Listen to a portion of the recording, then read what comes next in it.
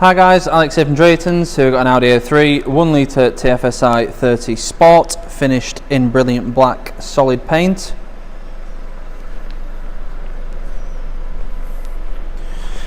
All the wheels and tyres are in very good condition. These are 17-inch 5-arm design alloys.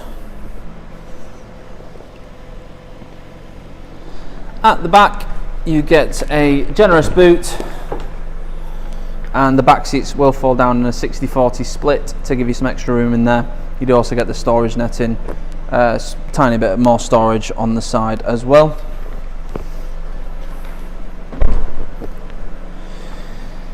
This car has got MOT until March 2024 and will come with a full Audi service history.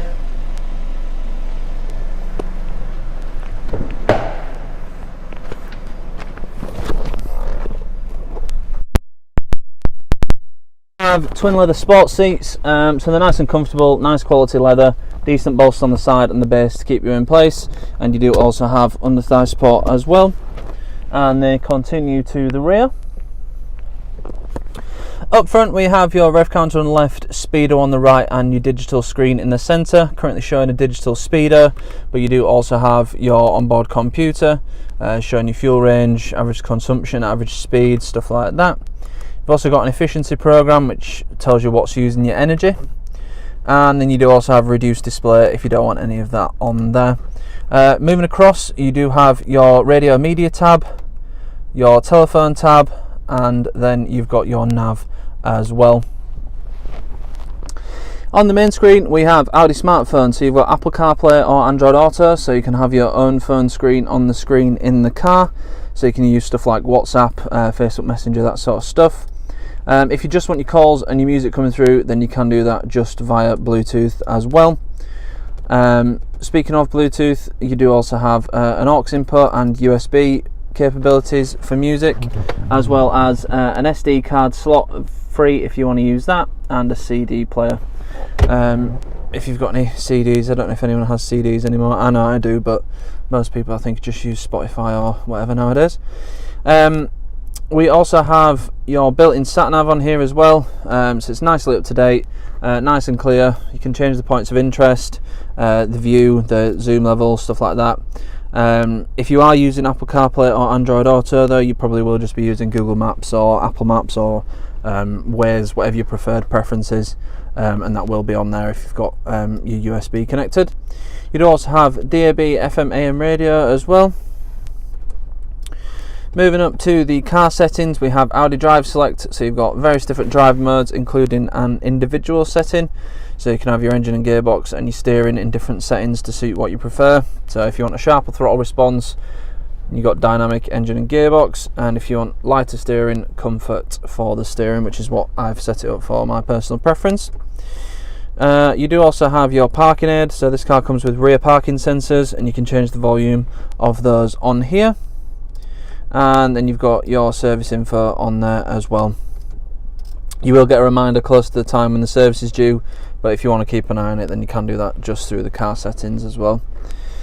Moving down, we have your engine start stop, your stability control, the button to put the screen away, and your drive select shortcut. If you do have a route set or phone connector or anything like that, if you do put it away, it won't cancel any of that. It just shuts the screen down. And then we do also have your drive select shortcut, so you can quickly scroll through the drive modes without having to go through the main screen itself. We've also got a dual zone climate control, so you've got a temperature for the driver and a temperature for the passenger as well, with your directional controls and your fan speed there, and a heated rear screen. Just down here we've got a 12-volt socket. You've got a couple of cup holders with a bit of a storage lip there. We have an Tronic gearbox, so you've got standard drive mode and you've also got a sporty setup for the gearbox. In standard drive it is set up more for efficiency, whereas in sports mode it will hold the revs a bit longer and optimise it for performance.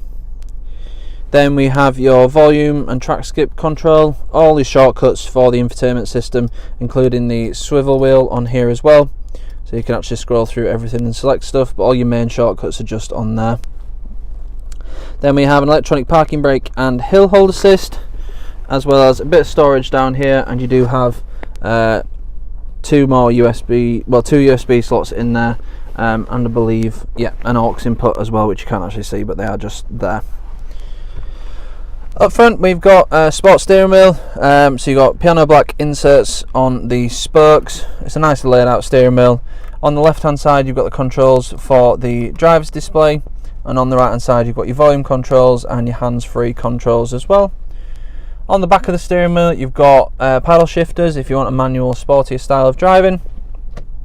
You also have cruise control on there as well, rain tinted wipers, automatic lights, and heated and electrically adjustable wing mirrors as well.